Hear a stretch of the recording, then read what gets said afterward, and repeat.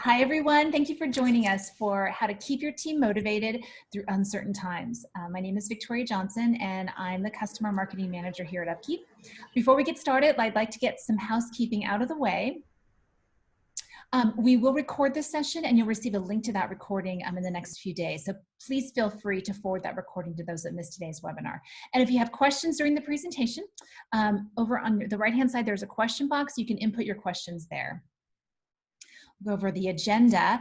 Today we will learn how to communicate during COVID to our team members, keep employees focused while working from home, and then also how to maintain your company culture. So without further ado, I'd like to introduce our speakers. Caitlin Gilbert is the Chief of Staff here at Upkeep, where she leads people and projects. Before joining Upkeep, Caitlin worked as Director of Events and Operations at the children's literacy nonprofit Milk and Bookies. And Ryan Chan is the CEO and founder at Upkeep. He's a chemical engineer from UC Berkeley and was named one of Forbes 30 Under 30 for manufacturing in 2018. Ryan started Upkeep out of passion and frustration by the lack of mobility in today's maintenance management software. While working as a process development engineer, Ryan noticed that bulky desktop software was the only solution that existed for technicians out in the field. So Ryan taught himself how to code during nights and weekends and created Upkeep. Today, Upkeep has been deployed to more than 20,000 users and more than 30,000 businesses and is a leader in mobile-first maintenance management software. It is my pleasure to introduce Ryan Chan. Ryan? Thanks so much, Victoria. I'm super excited to be here and share what we've learned. It's been a very trying time, and I'd like to thank all of you guys for joining us here today. You know, whether you're on the front lines, saving lives, working in plants to manufacture food to keep us all fed, or you're working to keep the economy going, I'd like to personally thank all of you guys for the hard work that you do and your continued focus. Going back to the very beginning, I started Upkeep for one main reason: to really build technology to help shine a spotlight on those who maintain, support, and sustain our world. That's you, all of our customers, and everyone who's working on the front lines today. So thank you again. I believe we will get through this, and we're going to be stronger because of it. So we decided to work from home on March 13th, a truly ominous day in so many different ways. Keeping the team motivated, focused, and at the core of it, safe was our #1 priority. So Caitlin and I, the operations team, our executive team, along with outside resources, came up with a strategy for which we would like to share with you guys today. So my first topic I'd love to talk about is how to discuss and how to communicate with employees during COVID-19 in this uncertain time that we're in today.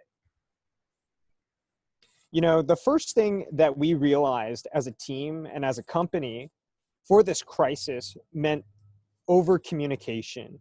The team at Upkeep always had such an incredibly tight-knit team, and we saw everyone in the office every single day. So now working remote was very different. We didn't have the same in-person cadence that we had previously, but at the core of it, we wanted to maintain that culture and that community that we all had. So Caitlin, myself, the team, we started brainstorming different ways that we could over-communicate and at the end of the day, bridge the gap between those small but very, very incredibly important hallway conversations that you'd have with one person in passing. So we're trying to find different ways that we could bridge that gap. And we decided that the best way to do that was just over-communicate and send daily emails with the team, updating the team on progress, on wins, progress that we've made. And I think it's made such a huge, huge difference for the entire team and the entire company. Those emails include things from like the general company updates, company wins, actual examples of how we personally helped our customers overcome hardships and more. Here's one example of it. In our emails, it also has pictures because, you know, when you're working remote, you don't see people's faces. So making sure that you turn on video, we take pictures and we share it with the rest of the group. We have things like our NPS score, valuable messages about the outbreak from our HR director, Katie, so that everyone stays in direct communication. And for me, at least, I think we've seen nothing but extremely positive feedback from the daily emails that we send out to the entire company and all the employees. And to really spin it on a positive way and a positive light in so many ways, I think it actually became something that we improved on substantially, which ultimately became a big positive for the entire company. So remember when we were talking about those hallway conversations that were really important between, two people passing by in a hallway? Now that we're all remote and we put a big emphasis on documentation and writing things down, now everyone can stay updated all at the same time, and we can share wins across the entire company instead of just two people passing by in a hallway. So again, I think it came into a very positive light for us as a company. I think it helped us in the long term, and it helped us better with documentation and communication amongst the entire company. So again, a really, really big win for us. From those daily emails that we sent out, we also started seeing a lot of questions get asked back to us. And so we started seeing questions come through direct replies, the emails from Slack, which is a group messaging tool that we use. And what we said as a group and as a small operations team was that we wanted to address and focus on every single question that came in. So with the team, we started just directly answering questions that came across our desks. And we also made this a huge priority for us as well, making sure that we answered questions in a timely fashion so that we could help keep everyone calm, focused, and at the end of the day, educated of things that are going on within our company. I'm sure everyone has turned on the news more recently, and I'm sure you turn on the news and you realize that everywhere you turn, the news is negative. I think it's a very serious outbreak that's happening. People are dying, and the spread is very honestly getting much worse. For us as a company, we decided and we said that it's really important for us and all of the team members to take a break from this bad news and really think about something else and make sure that we keep a positive and upbeat tone to all of our messaging and communication. So we purposefully used a positive tone in every single communication that we sent. So on Monday, I'll just give you guys an example. On Monday, my brother just had a baby, and I shared that with the team. And I think that was so amazing that we can share not just like the negative news that's going on, but also the positive wins that we all have every single day, whether it's myself, someone else on the team, or the entire company as a whole. A few other examples, our head of customer success, Joe, he sends daily emails to his team or he sends emails on his team on Mondays to kick the week off, sharing good news about our customers. Don't get me wrong. We aren't ignoring the crisis. We're trying to remind everyone that we can always find something positive to focus on. I'll reiterate as well, we as a business, we don't think that it's necessarily business as usual prior to the outbreak. For us, we as a team are simply focused on the things that are within our control. And those things that are within our control, our attitude, our effort, and ultimately the most important thing, the impact to our customers and our community. Our goal at Upkeep has always been to empower maintenance teams to become twice as productive and allow them to receive the recognition that we believe they deserve for the meaningful work that they do. And so our company core values are and have always been three main things. One, that we choose customers over revenue. Two, that we choose progress over perfection. And three, that we choose grit over prestige. We chose these three different core values with direct contrasts, which help guide our team choose between two very good potential options. Difficult times like today are exactly why our company cultural values matter. With every single communication that we sent, I remind the team that our core values our core mission are the most important things. COVID-19, the impact that it's having on the global economy and the world doesn't change who we are as a company, why the company exists, and what our mission is. The only thing that really matters for us as a business is that we stay focused on our mission, our values, and we can continue to provide the value to our customers to help them achieve their goals. So with that, I would love to pass it over to Caitlin, our Chief of Staff. Awesome. Thanks, Ryan. That was great. Hi, everyone. Thank you, Victoria, for hosting this. Just to remind you all, I am Upkeep's Chief of Staff, and I help run operations here with a team of 5. And our roles really act as a glue to keep all the different departments working together smoothly, and especially during times like this when the norm has changed and it's time to respond and try and make sure that we're all still working together and being productive. We have been quite busy making sure that we put things in place so that our employees have their needs met, they have all of the resources they need, and that the culture still is thriving. So let's talk about how to keep employees focused and on the same page while working from home. So first, you are going to want to ensure that your employees have everything they need to still be productive from their home.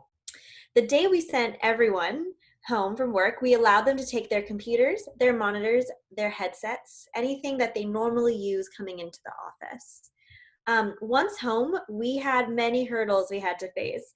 First, including some people didn't have the most reliable internet to allow for calls or to do their work throughout the day. So we deployed hotspots to solve for that and really allowed them to be able to access the information they need. Others found that the chairs they had around their house that looked really gorgeous in photos and for interior design purposes probably weren't the most ergonomic in helping with sitting all day. So we allowed people to come back to the office and check out one of their office chairs. And if for any reason someone wasn't able to go to the office to pick up an office chair, we sent them a chair for their home. So we wanted to make sure that, not knowing how long this is going to take for everyone to work from home, that they had the right resources so they could do so comfortably and still be productive.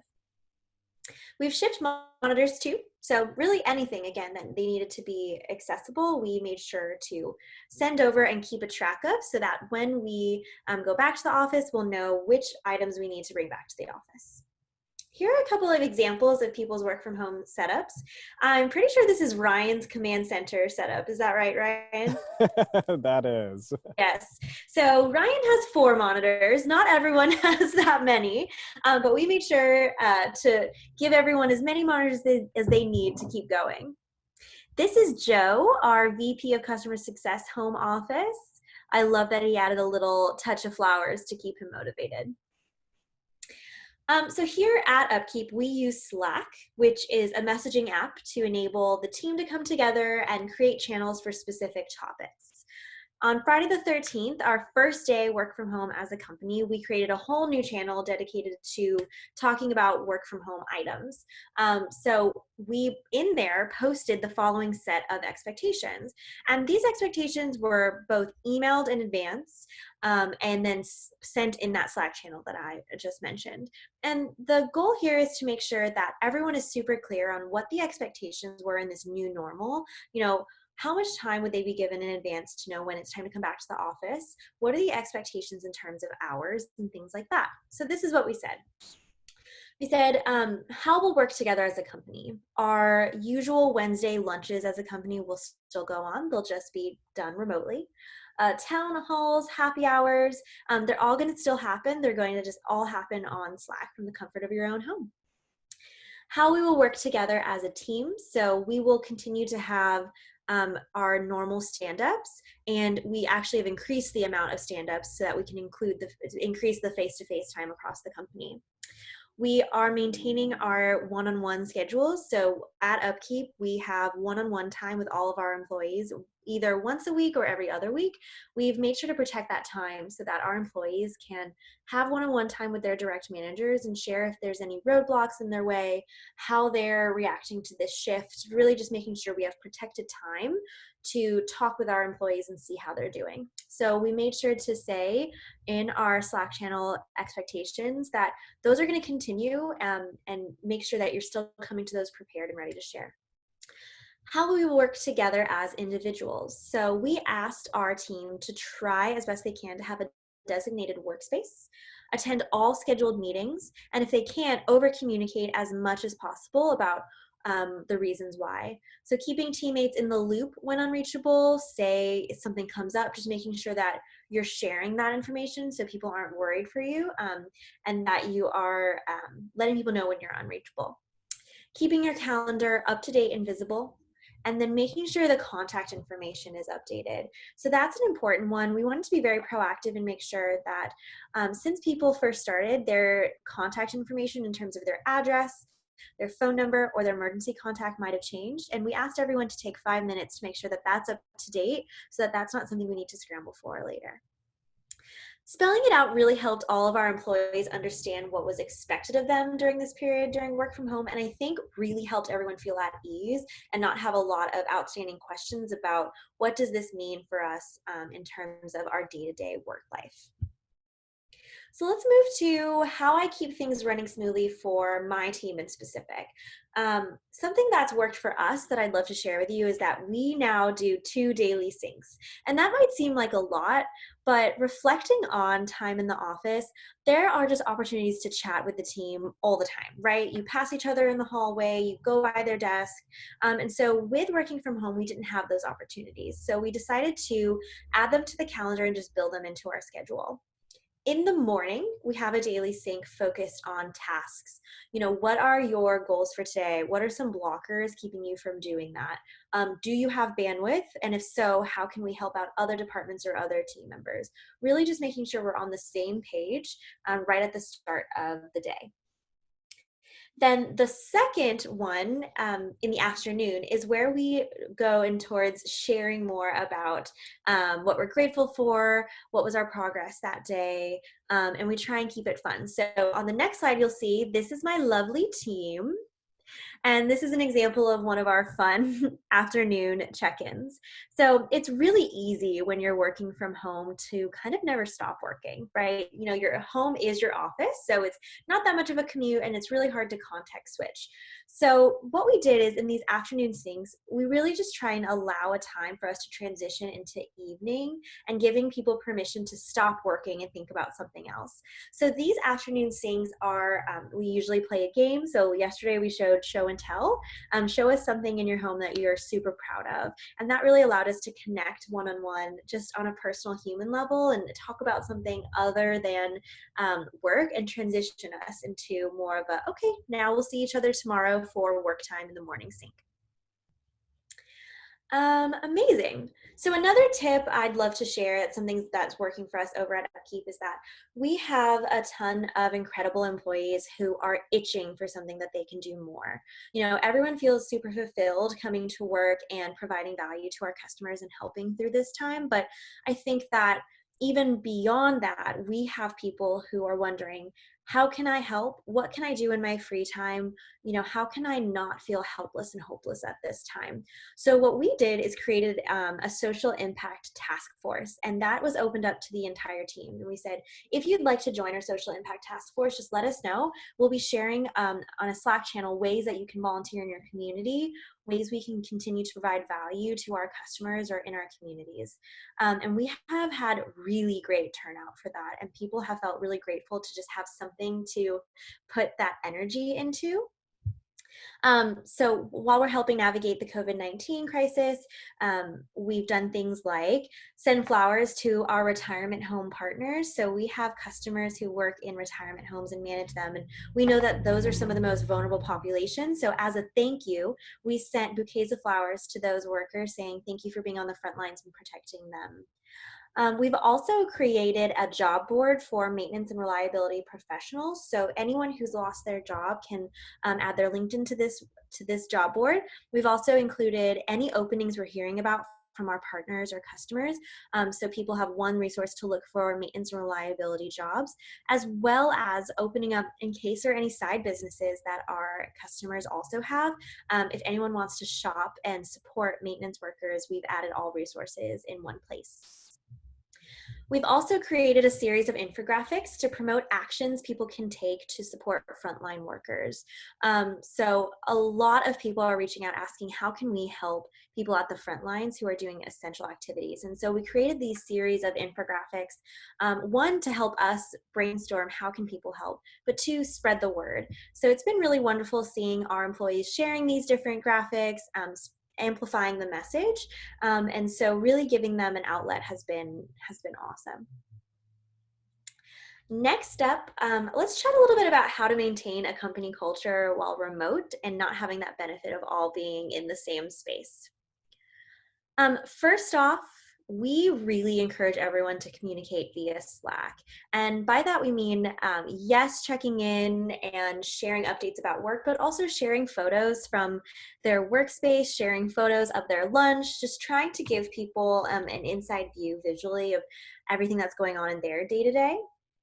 Each team was given their own channel, and besides work updates, they're encouraged to post advice about how to successfully work from home, any tips or tricks that they've learned, or anything funny that's happened.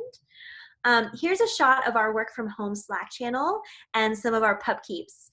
So at Upkeep, we are definitely dog lovers, and so we have a pup keep channel, and every day we try and share photos of our dogs who are loving this work from home life and the extra time with us, to just kind of spread a little bit of joy. We engage our team every day on Slack through some kind of competition, and then we award a winner. So something we know about Upkeep is that we love competition, so we try and keep it super fun and acknowledge, like, hey, we work from home now, so let's have some fun competitions.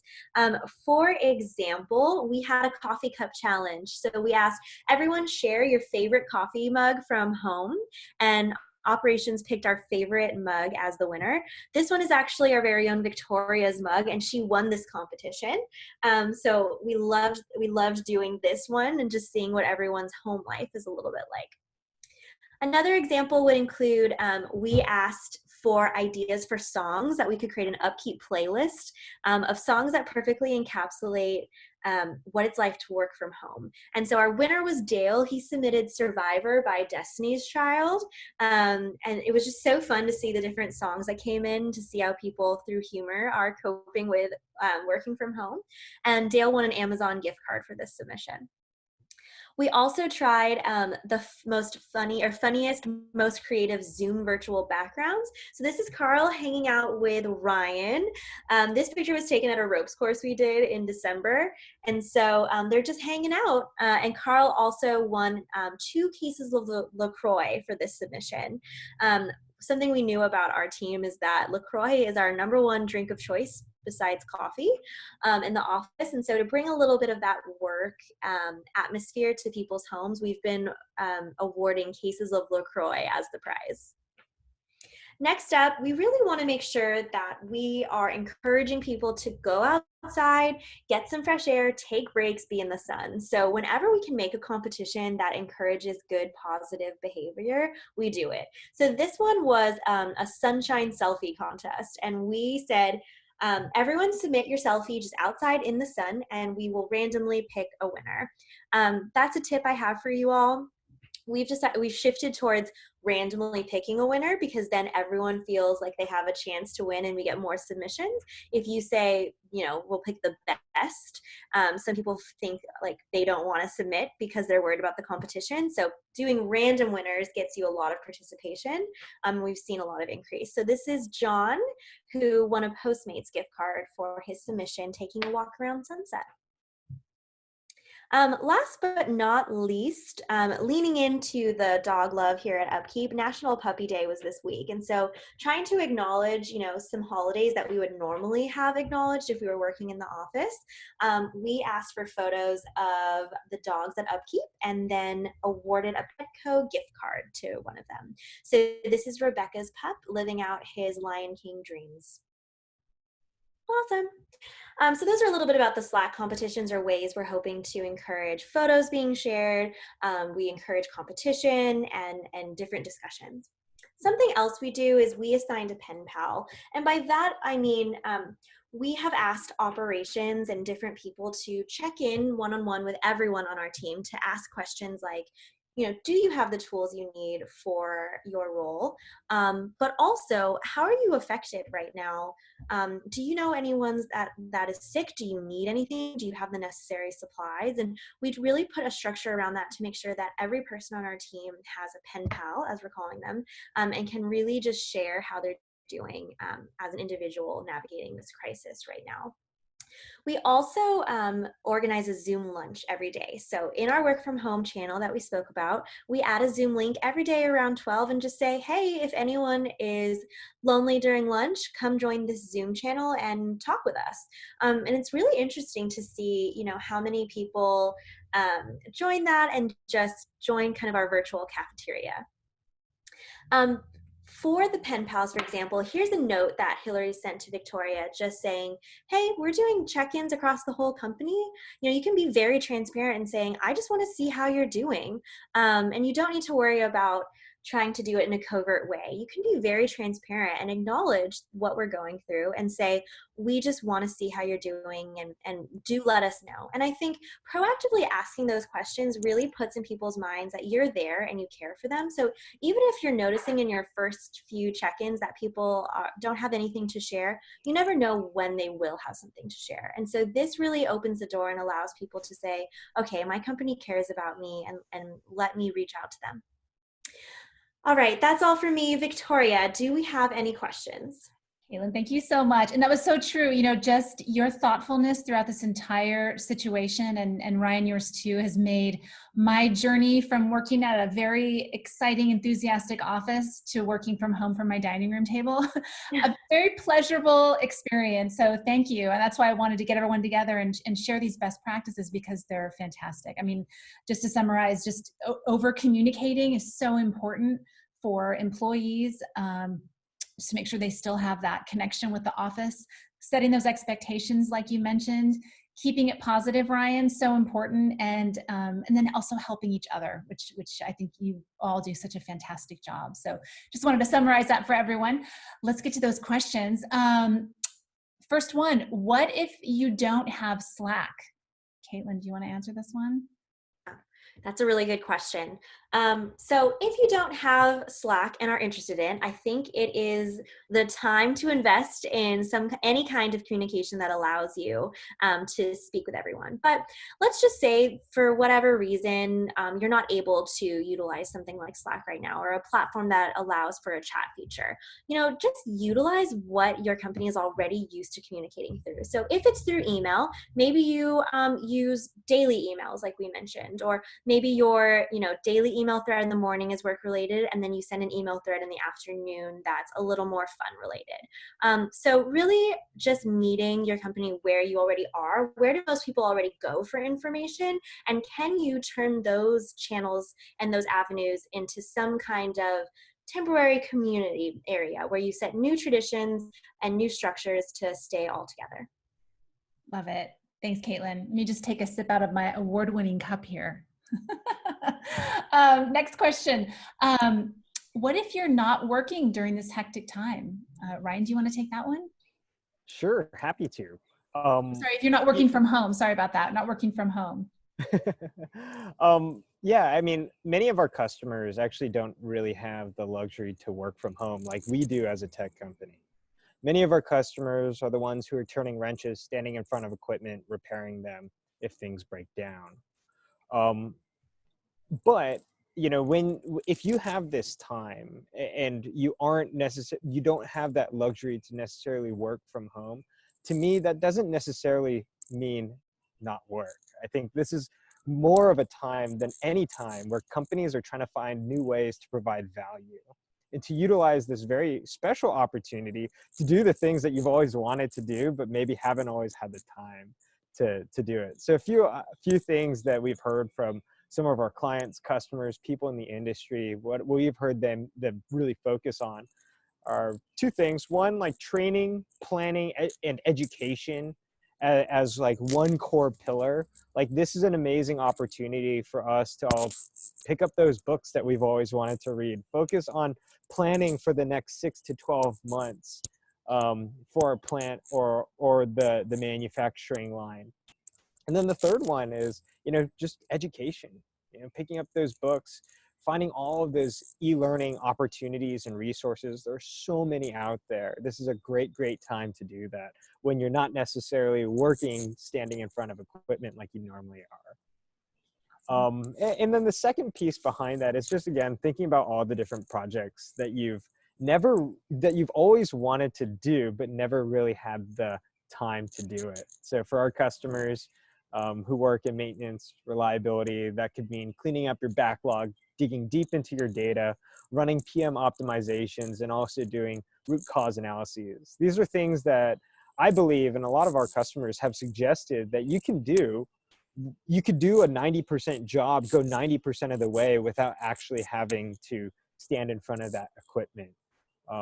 And you can do from working from home. So those are a few ideas. Hopefully that helps answer that question. Super helpful. Thank you, Ryan. That was great. I would love to jump in too and just say, even if you're still working at your facility or at your organization, the ideas of over communication, staying positive, sticking with your mission, and checking in on people on a human level still apply. So make sure you're doing that as well, even if you have the luxury of seeing each other and having that community. I think it's important to still acknowledge what's going on and make sure that you're still following those principles. Oh, that is so true. Absolutely. Absolutely. And being reminded of that mission, I have found so incredibly helpful. And Ryan, you do that. Most of the emails that you send every day really remind me of like, this is why we're working here. This is what we're doing, and keeping us focused on that goal has been really helpful for me personally. And I know for everyone else too. I think we have time for one more question. Where did the money come from to support these programs, Caitlin? Yeah, that's a great question. So at Upkeep, in the operations department, we had a budget allocated already for in-office activities, right? So once a week, we have a lunch all together. We provide snacks for the team. We have coffee, right? So there's line items that were already built in to provide little cultural wins or activities with the team. And so with us moving work from home, we were able and very fortunate to be able to take those line items and move them towards how can we support these efforts just from a remote side, right? So that's where we are able to support the gift cards and the prizes and things like that. But I just want to reiterate that we don't give a monetary prize for every single competition. A lot of the times people are just really excited to participate. For instance, today we said it was Spirit Day. Did not offer a prize, just that it's Spirit Day, show up in your greatest Upkeep gear. We had people with socks on their head to look like puppies. We had people wearing like homemade bow ties for Upkeep.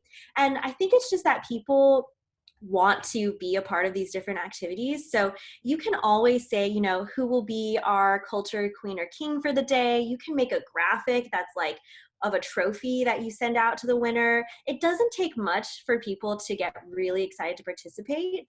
So you don't necessarily need lots of shiny different prizes. People are usually participating just because they want to either win or have fun. Awesome. Thanks, Caitlin. It's true. It was crazy today during our lunch. That's all the time we have. Thank you so much, Caitlin. Thank you, Ryan, for joining us and sharing all these great best practices and tips and tricks. Thank you, folks, for joining us today. I hope you can take some of these and apply them at your own company. And we wish you all a lovely day, and please stay healthy and stay safe. Thank you so much. Thanks, everyone. Thanks, Victoria. Thanks, Caitlin.